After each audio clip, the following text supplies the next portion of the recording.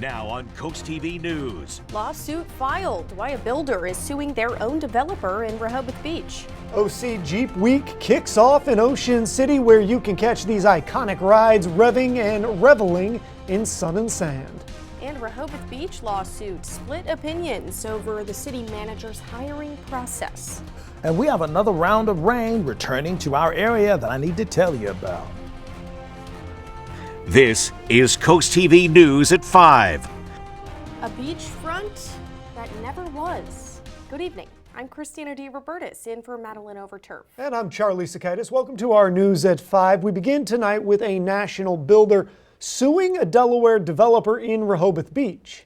You may remember we first reported this story 2 weeks ago. Some people who live in the Osprey Point neighborhood made a website calling out their builder NV Homes, saying they were promised beachfront access and a number of other things that they never got.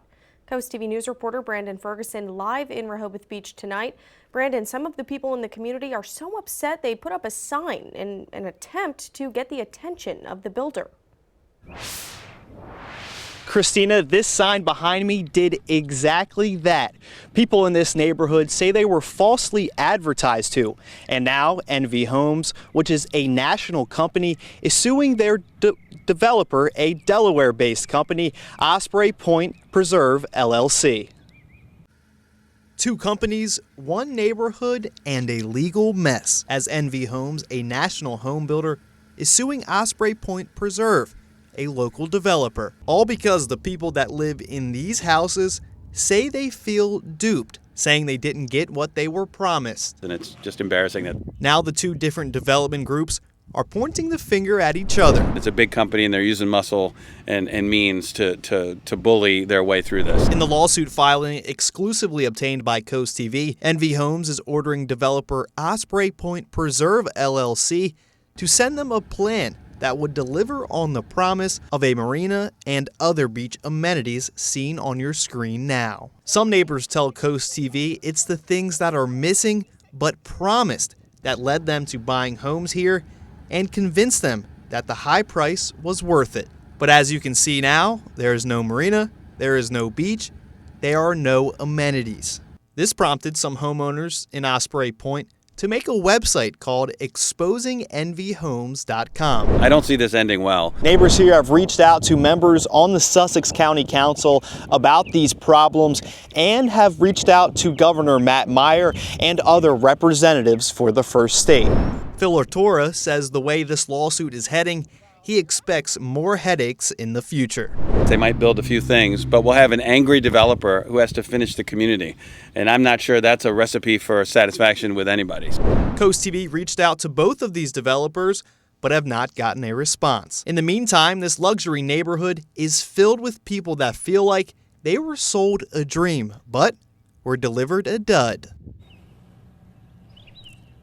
This sign behind me was also a part of the lawsuit. NV Homes asking for it to be taken off of the property. But this smaller sign, NV Homes or Osprey Point do not own this property. It is private property owned by a third party. Live in Rehoboth Beach, Brandon Ferguson, CoastTV News. According to that lawsuit, once the marina and other amenities are built, the developer must turn them over to the Homeowners Association as part of the community's open space following the approved site plan. New today, a lawsuit challenging the hiring of Rehoboth Beach's city manager Taylor Tedder is going to move forward. A Chancery Court judge made that ruling. CoastTV News reporter Emma Aiken is live in Rehoboth Beach. Emma, this is specifically about Tedder's hiring process. Charlie, the plaintiffs are a group of homeowners that argue Tedder's hiring process violated the city's charter. The plaintiffs say Tedder's hiring does not meet certain qualifications required by the charter. And the lawsuit also alleged that the commissioners violated Delaware's Freedom of Information Act during contract negotiations, but the judge dismissed those claims. So the challenge over the charter compliance will proceed, but the FOIA allegations will not. We spoke with one local who says she thinks the lawsuit is unnecessary and that Tedder's hiring process was likely no different than the managers before him, but others we spoke with today think the concerns are valid. They need to make sure that they vet him and make sure that he is qualified. Make sure they crossed all their T's, dotted all their I's when they did the hiring process. In a statement to Coast TV, Mayor Stan Mills said in part, quote, "We remain confident and will continue to defend the hiring of City Manager Taylor Tedder," end quote. And we will continue to follow this story and provide you guys with updates as we learn more. Reporting live in Rehoboth Beach, Emma Aiken, Coast TV News. To our Coast TV poll, we want to know, what is a fair salary for a city manager? Let's take a look at the results here tonight. 58% saying under $150,000. And a lot of people in the middle there, but not very many saying more than $250,000. If you haven't voted yet, you can still do that at coasttv.com or use the Coast TV mobile app. And now let's take a live look into Ocean City as we check in with our First Alert Chief Meteorologist, Paul Williams. Paul, today was that day you'd been talking about. Pretty nice weather. Yeah, right on schedule. This was our pick day out of all of them. Now, for the next couple of days, they're going to pick us and pick on us, to be quite honest. Our Gateway Subaru camera, Ocean's absolutely that's why we live here. You know what I'm saying? Just take a moment. Moment is over. Okay, back to the forecast. We're looking at 65 degrees at 9 o'clock. Now, temperatures right now in the mid-70s, nice and comfortable, okay? And the winds are not necessarily a problem, although they're coming out of the south and beginning to switch direction, which is going to give us a little bit of a warmer deal. By the way, anything to be mindful of? Well, we do have a small craft advisory in effect for Lewis, Dewey, Bottom Hills, Ocean View, and Fenwick Island. Watching out for 25-mile-per-hour wind gusts, and it's going to be choppy around Ocean City all the way down towards Chincoteague as well. But as far as cloud cover is concerned, that's thinning out for right now, but it's going to begin to thicken for tonight because the stage is being set for rain that's on the way. We will talk about 2 days of stormy weather, but for right now, back to you, Christina. Thanks, Paul. Well, La Red, a medical center in Georgetown that provides a wide range of services to the community, is requesting $1 million in community project funding. The funding will help with their rural re-entry program. According to Andrea Perez, senior manager of that program, it helps those who were previously incarcerated successfully re-enter society. We're offering support to other agencies that are in the reentry realm, right? So I'm referring out to housing resources, I'm referring out to workforce development. It really does take a village to have this culturally competent care as a unit. And so having the funds is important for those reasons. And if all goes according to plan, the president could sign off and approve the request by this fall. New at 5, Delaware State Police continue to search for a suspect who allegedly shot at a house in Millsboro Wednesday night. Delaware State Police say shots were fired on Patriots Way around 9:45 p.m. Police say they don't know how many shots were fired. Good news, though, troopers say nobody was hurt. Police do continue to investigate. To national news, a federal appeals court has allowed President Trump to continue collecting tariffs under an emergency powers law for now, as his administration appeals an order striking down the bulk of his signature set of economic policies. The Court of Appeals granted an emergency motion from the Trump administration, arguing that a halt is, quote, critical for the country's national security, end quote.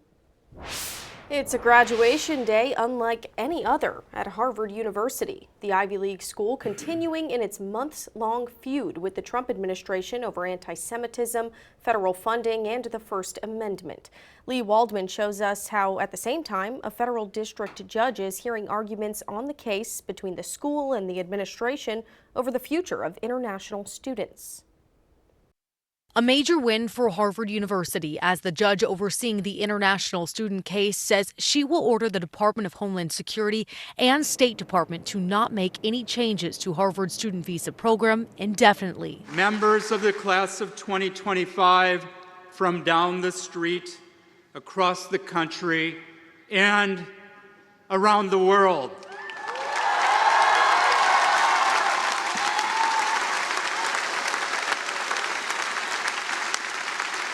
Around the world, just as it should be.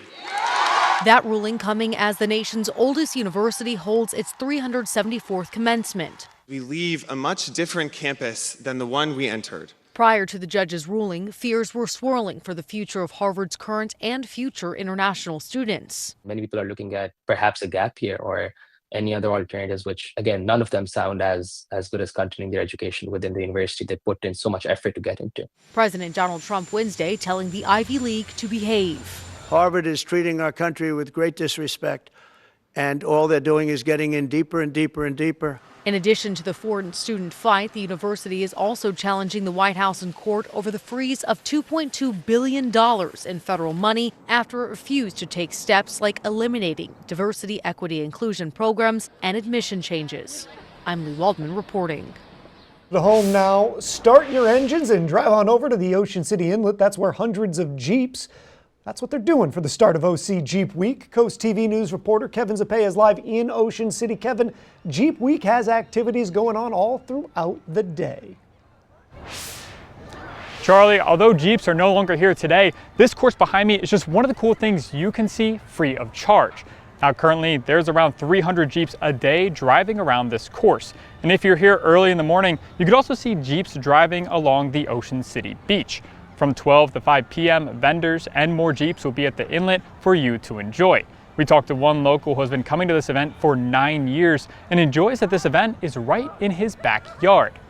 There's a lot of other Jeep events, other places you can go, but it's nice to do it when you're at home and support your local businesses and your friends and your families.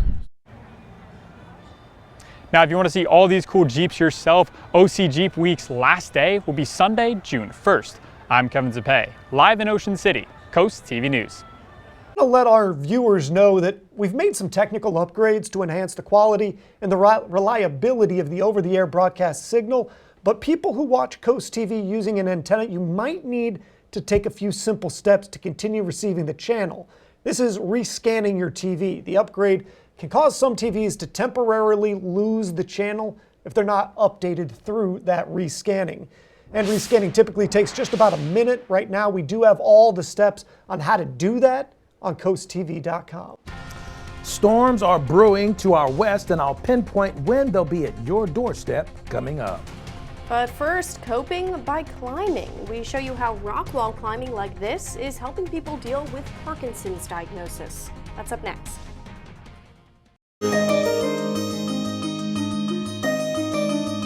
Getting a combination of work for the brain and the body helps those with Parkinson's combat the disease. In this week's Coastal Connections, Matt Pensick introduces us to a group that is using indoor rock climbing to do just that. One hand, 1 foot at a time. There are even setbacks. All part of the Parkinson's Council rock wall climbing session at Rise Fitness in Rehoboth Beach. It's a good mind-body exercise.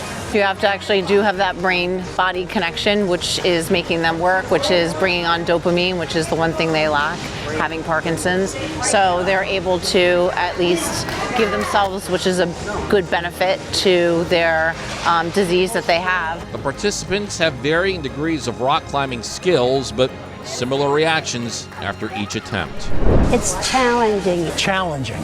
Huge amount of confidence that they come in after they've achieved that wall. They've got a huge burst of confidence. It is a confidence that helps Joan Marie Dio and Arnold Edelman cope with a difficult diagnosis. This gives them a different approach to knowing that they can achieve a goal, whether they want to go higher than they did the last time or just get better at it as they go along. You just want to get up higher and higher. The goal that I want to achieve, I want to get all the way to the top.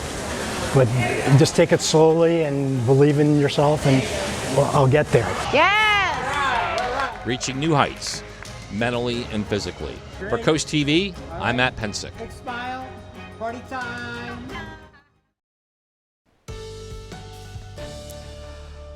I really hope you enjoyed today's beautiful, picture-perfect weather, because tomorrow it turns ugly, fast, and habitually, okay? First of all, Gateway Subaru camera, Ocean City, gorgeous. I just wanted to see it again. Typically, I don't show the same picture over and over again, but Yeah, you just got to fall in love with that scene. All right, so 65 degrees by the 9 o'clock hour. We are right now at about 75 throughout the inland areas. We're at 78 actually in Redden, 75 in Millsboro, 74 Gumboro, as well as Delmar. The winds are starting to swirl a bit because we're starting to get a changeover from one air mass to the next, and that means a change is a-coming.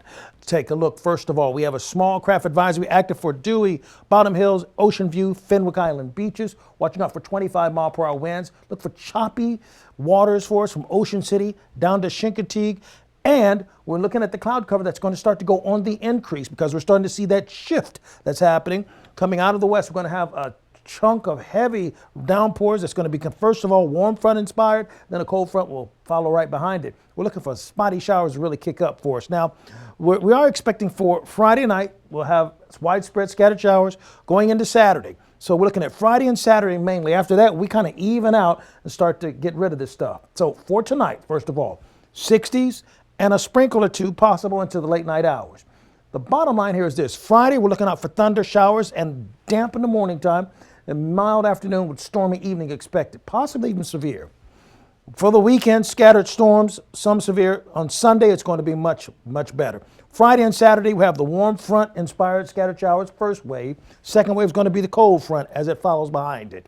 So for the breakdown hour by hour, look for an outbreak of scattered showers to kick in by 2 to 4 o'clock, which is the worst time to have to deal with storms because that's when they can be most potent. That's when they're most likely to turn severe. So timing's not in our favor this time around. 80 for the high in Seaford, 78 in Georgetown, 77 for the high in Cambridge with winds out of the west at 5 to 15, 78 for the high in Berlin. Our storm outlook, we're at just marginal levels, so it's not like we're at slight, enhanced, or moderate, or really up there, but it's going to be so damaging. And then for Saturday, we have another day of marginal threat of severe storms. So 2 days in a row, same level of threat. 7 in the morning, Friday, we're looking clear, but look at those spotty showers begin to flare up for us as we go into Friday and Saturday. We're looking for that same kind of pattern. So early morning, before the sun comes up, we clear out just enough sunshine to pop us into the afternoon and give us a chance of all that firing up into the evening hours. So we're getting set up with that sunshine, and the amount of rain, we're calling for about a full inch of rain or slightly below that. Then we calm down by the time we get to Tuesday, Wednesday, going into Saturday. So for tonight, 63. And scattered showers, mostly cloudy, scattered thunderstorms for tomorrow on 76. Still another round of rain for Saturday, particularly in the afternoon going into the evening hours. Finally, here's a look at the extended forecast. After we get past these 2 days of really stormy weather, then we'll enjoy summertime weather without the storms. That next part, Paul, not the first part. And coming up tonight on Delmarva Sports Network at 7:30, another episode of Into the Trenches. Then at 8, it's the 2024 Bathtub Races. At 10, catch the episode of Into the Trenches again, and then the final score at 10:30. Coming up next, buyer demand has decreased even as the number of homes for sale has increased. Why experts say the trend is ongoing. In consumer news, a new study says there are plenty of options for people looking for a new place to live. An analysis found about 500,000 more home sellers than buyers in April. Buyer demand is down due to trade tensions and recession fears. A recent study shows 75% of potential buyers are waiting for lower prices and rates. First-time jobless claims jumped more than expected last week. The Labor Department announced 240,000 new claims, which is an increase of 14,000 from the previous week. Continuing claims hit their highest level since November 2021, suggesting longer job searches. And that data doesn't even include federal workers. It's reported that more than 600 of those filed for unemployment the week ending May 17th. Now here's a live look into Dover. We'll have one more check on the forecast coming up after the break. This fence along the Lewis-Georgetown Trail, marked by rainbow coloring, has become a spot of love and grief. The homeowner where the fence is has encouraged people to leave their deceased pets' collars on the Rainbow Bridge. People who walk the trail feel it's a nice way to memorialize past furry friends. And there are also Sharpies supplied for people to write their pets' names and whatever other message they would like to share. All right, so our umbrella giveaway winner is Charles Faulkner Jr. of Ocean City. Congratulations, courtesy of Paul Davis Restoration Home Remodeling. We have your update on your forecast, calling our weather line, sponsored by Mundalis Rockstead and Federico. And finally, here's a look at your exclusive 10-day forecast. Listen, folks, it's going to be stormy Friday and stormy on Saturday, but we'll be okay by Sunday. All right, thanks again, Paul. Thanks for joining us for Coast TV News at 5. For more news, more local weather, download our Coast TV News app. Inside Edition is up next. And we'll see you later tonight for Coast TV News at 6. Have a great evening.